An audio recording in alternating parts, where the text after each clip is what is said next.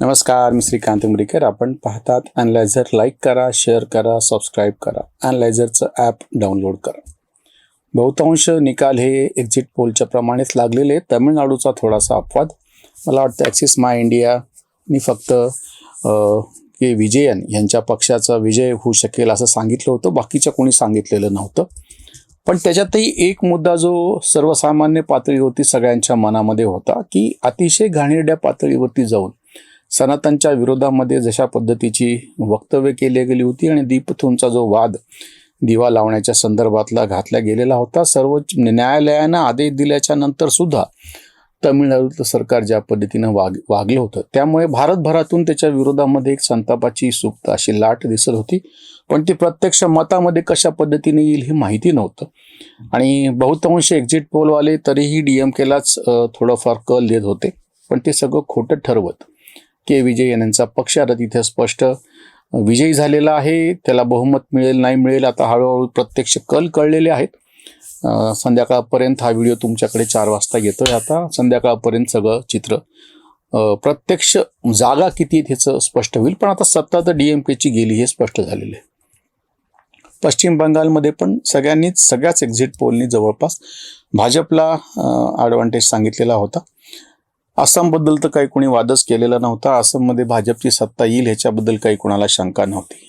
केरळमध्ये पण काँग्रेसला सत्ता मिळेल. काँग्रेसला काँग्रेसकडे कल आहे. गेली सतत 10 वर्ष लेफ्ट डेमोक्रेटिक फ्रंट LDF तिथं सत्तेवरती होता. मला थोडेसे 2 मुद्दे तुमच्यासमोर वेगळे ठेवायचे आहेत. आसामची काही वेगळी चर्चा आज करायची नाही, उद्या आपण बघूयात त्याच्यावरती.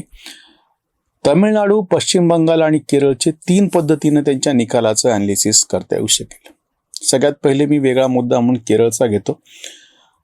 31 मार्च 2026ला नक्षलवाद पूर्णपणे संपला असं सरकारने घोषित केलं आणि बहुतांश नक्षलवादी नेत्यांना ताब्यामध्ये घेतलेलं होतं आणि जवळजवळ भारत नक्षलमुक्त झाला. पण त्याचा दुसरा जो भाग होता ज्याला आपण अर्बन नक्षल म्हणतो आणि तिसरा जो छोटासा भाग होता त्याला राजकीय नक्षलवाद असं मी म्हणतो. डावे पक्ष हे वरवर पाहता जरी स्वतःला लोकशाहीवादी म्हणून घेत असले, लोकशाहीच्या मार्गाने ते निवडून येत असले, जगामधलं पहिलं लोकशाहीच्या मार्गानं निवडून आलेलं डावं सरकार हे ह्याच केरळमध्ये 1957ला आलेलं होतं. EMS नंबूद्रीपाद मुख्यमंत्री झाले होते. जगात असं कधी घडलेलं नव्हतं की डावं सरकार, डावे पक्ष हे निवडणुकीद्वारे सत्तेवरती आले. ह्याच डाव्या पक्षांना 1957 पासून आता 2026 पर्यंतची गोष्ट आहे. या सगळ्या साधारणतः 60 वर्षाच्या कालखंडामध्ये मिळून ज्या लोकशाहीच्या मार्गानं डावे निवडून आलेले होते त्याच लोकशाहीने डाव्यांना संपूर्ण भारतातून आता जो काही शेवटचा त्यांचा गड शिल्लक राहिलेला होता तोही नेस्तनाबूत केलेला आहे. म्हणजे सत्ता आता तरी गेलेली आहे. पुन्हा जरी यायची म्हणली तरी ती केरळपुरती येईल. बाकीच्या राज्यांमधून जसं पश्चिम बंगालमधून ते वॉशआउट झाले की संपूनच गेले, पुन्हा आलेच नाहीत. दुसऱ्या काय 3ऱ्या नंबरला पण शिल्लक राहिले नाहीत. आताही त्यांचा फक्त एक आमदार लिडिंग दाखवतोय पश्चिम बंगालमध्ये. त्रिपुरामधूनही ते एकदा बाहेर पडले सत्तेतून तर पुन्हा आलेले नाहीत. सलग 2 निवडणुका त्या ठिकाणी भाजपने जिंकलेला आहे. त्यामुळे ह्या सध्याचे जे कल समोर आलेले आहेत आणि केरळमध्ये जो डाव्यांचा पराभव झालेला आहे त्याचा मी माझ्याकडून अर्थ तुमच्यासमोर असा ठेवतो आहे की जसं तुम्ही नक्षलवाद संपवला, अर्बन नक्षलवाद सुद्धा आपोआपच त्याला मर्यादा पडलेल्या आहेत आणि राजकीय नक्षलवाद म्हणतो मी कम्युनिस्टांना, यांचा जो राजकीय नक्षलवाद होता तोही संपला. केरळच्या निवडणुकीचं सगळ्यात मोठं आश्चर्य हे होतं की मी गमतीनं असं म्हणालो होतो पूर्वीच्या व्हिडिओमध्ये की केरळमध्ये निकाल काही लागो, भाजपला आनंदच आनंद आहे. काँग्रेस जिंकली तर डावे हारले म्हणून आनंद आहे, डावे जिंकले असते तर काँग्रेस हारली म्हणून आनंद आहे. कारण की हा इंडिया आघाडीतल्या 2 पक्षाचा आपसातला लढा होता. पण आता इथून पुढे जे दिसतं आहे चिन्ह ते फार वेगळं आहे. समजा काँग्रेसचा पराभव झाला असता आणि डावे जिंकून आले असते तर काँग्रेस परत येण्याची शक्यता होती. कारण की काँग्रेस देशभरात पसरलेला पक्ष आहे आणि आता केरळच्या शिवाय आधीच निवडून आलेलं कर्नाटक आहे, तेलंगणा आहे, हिमाचल प्रदेश आहे. पंजाबमध्ये सुद्धा जर आम आदमी पक्षाचं काही उद्या त्याचा पराभव झाला तर शक्यता आहे परत त्या ठिकाणी सुद्धा काँग्रेस येऊ शकते. पण समजा उलट आता डावे हारलेत पण डाव्यांना यायला कुठली जागा शिल्लक नाही. आता म्हणून मी आत्ताच पहिल्यांदा अजून कोणी याच्यावर चर्चा केली नाही म्हणून तुमच्यासमोर ठेवतोय. आता तिथे काँग्रेस जर निवडून आली असेल तर उरलेली जी विरोधकांची जागा आहे ती फार मोठ्या प्रमाणात भाजप व्यापण्याची शक्यता आहे. अजून भाजपच्या मतांची टक्केवारी मला कळलेली नाही. जागा काहीतरी 4-5 ठिकाणीच फक्त ते आघाडीवर आहेत. प्रत्यक्ष निकालात कळेल काय आणि कसं येते. पण जर इथे डाव्यांचा पराभव झाला असेल तर त्रिपुरा आहे, त्याच्यानंतर पश्चिम बंगाल आहे आणि तिसरं हे आता राज्य असणार आहे की एकदा पराभव झाल्याच्या नंतर डावे परत वरती येत नाहीत आणि ती जी रिकामी जागा आहे ती भरण्याची फार मोठी शक्यता भाजपकडून आहे. त्याच्यामुळे तशा अर्थाने भारतीय राजकारणातलं एक वेगळं वळण केरळच्या निकालातून लागतं आहे. नक्षलवाद राजकीय दृष्ट्या जो कम्युनिस्टांचा होता तो संपलेला दिसतो आहे, म्हणजे संपू शकतो. कदाचित जर त्यांनी काही बदल केले आपल्या धोरणांमध्ये, नवीन नेतृत्व समोर आणलं तर काहीतरी थोडीफार शक्यता आहे, पण तसं तर काही दिसत नाहीये. म्हणून केरळच्या जे कल दिसत आहेत, निकाल प्रत्यक्ष संध्याकाळी उशिरापर्यंत अधिकृतरित्या हाती येतील. त्याच्यातून केरळमध्ये विरोधी पक्षाची जागा सुद्धा आता कम्युनिस्टांकडून निघून जाईल, कारण की यापूर्वी त्रिपुरा आणि पश्चिम बंगालमध्ये असं घडलेलं आहे. सत्ता गेल्याच्या नंतर हळूहळू ते काय नाहीसेच होऊन जातात. दुसरा जो निकाल आहे तमिळनाडूचा, DMK आणि AIADMK आलटून पालटून सगळं चालत होतं आणि तिसरा कुठला पर्याय दिसत नव्हता. भारतीय जनता पक्षाच्या जेव्हा हे लक्षात आलं की बाबा आपण तिथे फार काही करू शकत नाही, अगदी अण्णामलई सारखा आपला वजनदार लोकप्रिय असलेला नेता सुद्धा त्यांनी मागे घेतला, म्हणजे 2 पावलं मागे यायला लावलं आणि राजकीय दृष्ट्या शहाणपणा दाखवत आज आपल्याला विजय मिळतो की नाही ह्याच्यापेक्षा DMKचा पराभव होणं फार आवश्यक आहे. आणि त्या दृष्टीनं AIADMKला त्यांनी सपोर्ट केला, जास्तीत जास्त जागा त्यांना लढवायला दिल्या, हे तर वरवर दिसणारी गोष्ट. पण मला अशी दाट शंका आहे की K. विजयन यांच्या पक्षाच्या विजयाच्या पाठीमागे अप्रत्यक्षरित्या भाजपचा फार मोठा वाटा आहे.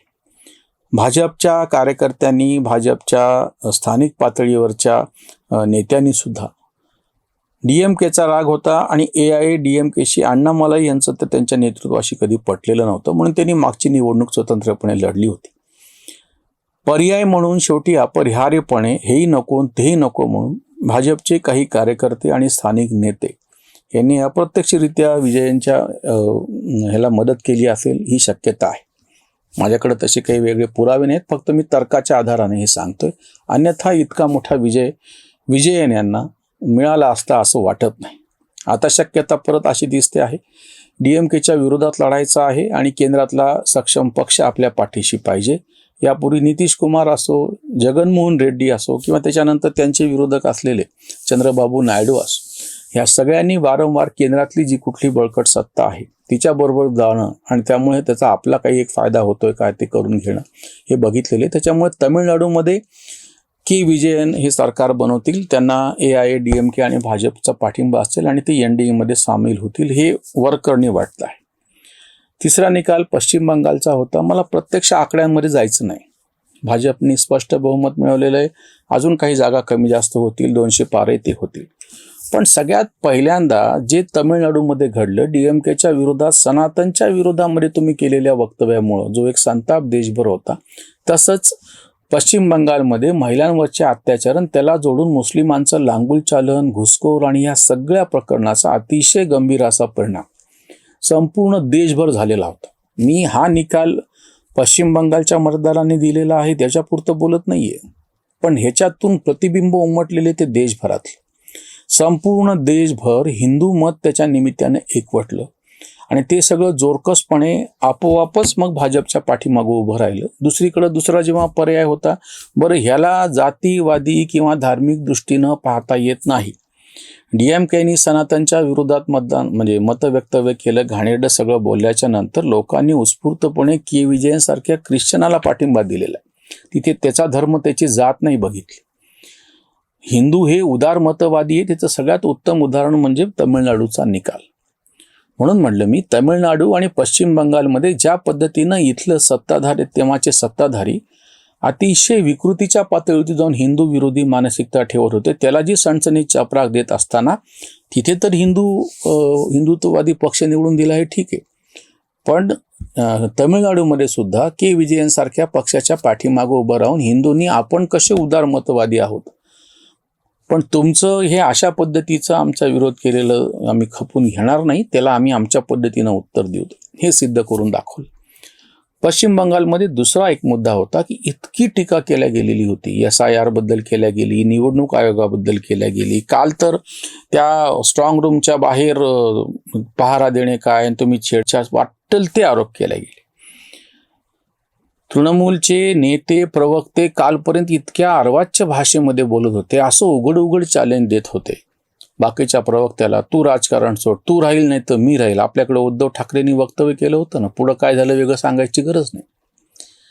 आत्ताच्या पश्चिम बंगालमधले हे जे कल दिसत आहेत की ह्या जी सगळी अरेरावी होती तृणमूल काँग्रेसची, त्याला जनतेनं पूर्णपणे नाकारलेलं आहे. राजकारणाची दिशा बदललेली आहे. काँग्रेससाठी एक सगळ्यात चांगलं सूचिन्ह असं आहे की ममता दीदी आणि स्टॅलिन सारखे जर नेते इंडिया आघाडीतले नामोहरम झालेले असतील त्यांच्याच राज्यामध्ये, तर देशभराच्या पातळीवरती इंडिया आघाडीमध्ये काँग्रेसला आता एक अखिलेश यादव सोडले तर दुसरा कोणी फारसा बळकट असा प्रतिनिधी, बलवान असा प्रतिनिधी म्हणजे प्रतिस्पर्धी शिल्लक राहिलेला नाही. आणि केरळ तर जिंकलेलंच आहे. त्याचा एक फायदा असा होईल की काँग्रेस आणि प्रादेशिक पक्ष ह्या वादामध्ये काँग्रेस त्यांच्यावरती स्पष्टपणे मात करतो आहे हे दिसतं आहे. दुसरीकडून पश्चिम बंगालच्या विजयाचा एक वेगळा अर्थ असा आहे की भाजप हा काँग्रेसला हरवतो पण स्थानिक म्हणजे प्रादेशिक पक्षांना मात्र हरवू शकत नाही. खरं तर त्यांनी यापूर्वी उत्तर प्रदेशमधून अखिलेश यादवांना आणि मायावतींना नामोहरम करून दाखवलेलं होतं निवडणुकीत, पण तरी सगळे वारंवार पश्चिम बंगालचं उदाहरण देत होते. आणि वंग, बंग आणि कलिंग म्हणजे ओडिसा, अंग म्हणजे बिहार आणि बंग म्हणजे पश्चिम बंगाल, हे तिन्ही प्रदेशामध्ये आता भाजपचे मुख्यमंत्री दिसतील. 2 मध्ये तर ऑलरेडी आहेत आणि तिसऱ्या आता पश्चिम बंगालमध्ये. आणि स्वतःच्या जीवावर बिहारमध्ये तरी त्यांनी नितीश कुमारांच्या पक्षाची त्यांना मदत आहे, स्वतःचं बहुमत नाही आहे. ही एक फार मोठी गोष्ट आहे. अजून एक मी तुम्हाला पश्चिम बंगालचा थोडासा वेगळा अर्थ सांगू इच्छितो. संपूर्ण भारतातली 3 नंबरचं राज्य लोकसंख्या ही पश्चिम बंगालची आहे. उत्तर प्रदेश 80 जागा, महाराष्ट्र 48 जागा आणि त्याच्या 3 नंबरची जी जागा आहे ती आहे पश्चिम बंगालची. हा मुद्दा आम्ही आधी पण घेतलेला होता. 4 नंबरचं म्हणाल तर बिहार आहे, तिथे भाजप आहे. आणि 5 नंबरचं म्हणाल तर तमिळनाडू आहे. जर के विजयनचा पक्ष त्यांनी AIADMKची आणि भाजपची मदत घेऊन NDA मध्ये गेला तर तोही भाजपच्या बाजूने आला असं म्हणता येईल. म्हणजे 5 प्रमुख राज्य आहे जिथे सगळ्यात जास्त लोकसंख्या आहे, लोकसभेच्या सगळ्यात जास्त जागा आहेत. त्या ठिकाणी भारतीय जनता पक्ष किंवा NDA आघाडी ही जर सत्तेवरती येणार असेल तर या ठिकाणचे विकास कामं, या ठिकाणच्या औद्योगिक सगळा विकास, या ठिकाणचे बाकीचे सगळे नवीन प्रकल्प, रस्ते असो, रेल्वे असो, नदीवरचे पूल असो मोठे, किंवा पाण्याच्या योजना असो, विजेच्या फार मोठ्या मोठ्या प्रकल्प आणि योजना असो, किंवा आता पश्चिम बंगालचा जो भाग आहे की ते गंगा नदी जी आहे उत्तर प्रदेश, त्याच्यामधून बिहार आणि त्याच्यानंतर ती पश्चिम बंगालमध्ये शिरते. त्या रेल्वे म्हणजे ह्या पाण्यावरची जी वाहतूक होती ह्याला एक गती गडकरींसारख्यांनी दिलेली होती. आणि त्याला आता जर तिन्ही राज्य म्हणजे उत्तर प्रदेश, बिहार आणि पश्चिम बंगाल एकाच राजवटीखाली असतील आणि डबल इंजिन की सरकार असं म्हणाल तर या ठिकाणच्या प्रकल्पांना गती मिळू शकेल. शेवटचं जे राज्य आहे असम, असमचा निकाल तर काय लागेल सगळ्यांना माहीत होतं, मुद्दा तो नव्हता. असममध्ये ज्या पद्धतीनं घुसखोरी झालेली आहे आणि सगळ्यात पहिल्यांदा NRC करण्याच्या बाबतीत सर्वोच्च न्यायालयाने कान उपटलेले होते सरकारचे. ही जुनी गोष्ट आहे. PV नरसिंहराव पंतप्रधान होते त्या काळातली गोष्ट. ह्याचा भाजपशी काही संबंध नाही. भाजपने उलट तो मुद्दा नंतर उचलला. CAA NRCच्या बाबतीमध्ये जो देशभर गदारोळ घातला गेलेला होता आणि ज्या पद्धतीने नंगानाच विरोधकांनी ह्या मुद्द्यावरती केलेला होता त्याला एक सनसनीत चपराक प्रत्यक्ष आसाममध्ये सलग 3ऱ्यांदा भारतीय जनता पक्षाचं सरकार आणि भारतीय जनता पक्षापेक्षाही हेमंत बिस्व शर्मा सारखा जो एक नेता त्या ठिकाणी अतिशय बळकटपणे उभा राहिलेला होता. काँग्रेसने आपल्याच नेत्यांचा कसा अपमान करायचा ना आपल्याच पायावर कुऱ्हाडीवरती दान नाचून पाय आपटून घ्यायचे आणि तोडून घ्यायचे असं जे म्हणतात त्याचं स्पष्ट उदाहरण म्हणजे हेमंत बिस्व शर्मा. सम्राट चौधरी सारख्या सुद्धा बाहेरच्या आलेल्या माणसाला बिहारमध्ये मुख्यमंत्री करून दाखवलं भाजपनी. हेमंत बिस्व शर्माला तर आता 2ऱ्यांदा मुख्यमंत्रीपदी बसतील ते आणि 3ऱ्यांदा भाजपचं सरकार येईल. ह्या सगळ्यातून प्रादेशिक पक्षांची सद्दी संपली हे स्पष्टपणे आता दिसतं आहे. आता संपूर्ण भारतामध्ये प्रादेशिक पक्ष कुठल्याच मोठ्या राज्यामध्ये के विजयनचा पक्ष आता आलेला आहे आणि तो जर NDAशी जुळवून घेणं असेल तर तशा अर्थाने प्रादेशिक पक्ष म्हणून जो आपण मुद्दा करतो वेगळा असं त्यांचा विचार करता येणार नाही. पण तरीही आपण मान्य करूयात की त्या ठिकाणी अजूनही राष्ट्रीय पक्षांना फारसं स्थान मिळालेलं नाही. म्हणजे राष्ट्रीय पक्षांना ही पण चिंता करण्यासारखी गोष्ट आहे की एक पक्ष गेला तर दुसरा जो येतोय आणि पर्याय म्हणून तिसरा जो नवीन येतोय तोही परत प्रादेशिक पक्ष आहे. मग तशा अर्थाने कुणाला म्हणायचं असेल तर आपण तामिळनाडू अपवाद थोडंसं मानूयात. पण आता एकूणच मोठ्या राज्यांमध्ये राष्ट्रीय पक्ष हेच महत्त्वाचे ठरलेले आहेत. प्रादेशिक पक्षांचं महत्त्व त्या दृष्टीनं कमी झालेलं आहे. आम्ही निकाल लागायच्या आधीच मुद्दाम आज सकाळी व्हिडिओ टाकलेला होता आणि त्याच्यात स्पष्ट सांगितलं होतं की जो काही निकाल लागेल तो आम्ही मान्य करतो, आनंदानं त्याचं स्वागत करतो. केरळमध्ये काँग्रेसचं सरकार येत आहे. काँग्रेसचं आणि त्यांच्या नेतृत्वाचं मनपूर्वक अभिनंदन. त्यांच्याकडे अशी पद्धत आहे की कुठेही काही विजय मिळाला, अगदी ग्रामपंचायतला तरी त्याचं श्रेय राहुल गांधींना द्यावं लागतं. आपण ते मान्य करू. त्यांचे नेते राहुल गांधी, मल्लिकार्जुन खडगे सुद्धा नाही, त्यांना हे सगळं श्रेय मान्य करू. त्यांनी त्या ठिकाणी चांगलं सरकार स्थापन करून प्रत्यक्ष आदर्श घालून दाखवावा. तामिळनाडूमध्ये प्रत्यक्ष राजकीय उलटापालट काय होती अजून माहिती नाही. के विजयन कोणाच्याकडे जातात आणि कोणाची मदत घेऊन सरकार स्थापन करतात पाहायचं. पश्चिम बंगालमध्ये आणि आसाममध्ये तर भाजप हे, वेगळं सांगायची गरज नाही. परत एकदा माझं तथाकथित सगळ्या लिब्रांडू विचारवंत पत्रकारांना अतिशय परखड असा माझा सवाल आहे, प्रश्न आहे. तुम्ही आता हा निकाल मान्य करणार आहात का अजून सुद्धा तुम्ही EVMच्या नावानं रडगाणं गाणार आहात? अजूनही तुम्ही सगळी यंत्रणा कशी भाजपने ताब्यात घेतलेली हेच रडगाणं गाणार आहात? पाहूयात काय होतं ते. येत्या काही दिवसामध्ये ये दुःख काय खतम नाही होता रे ते मीम फिरत राहतं ना, तसं आता ह्या सगळ्या लिब्रांडू पत्रकार विचारवंतांच्या बाबतीमध्ये दिसेल. इथेच थांबूयात. धन्यवाद. स्वधर्म जागृतीचा विधायक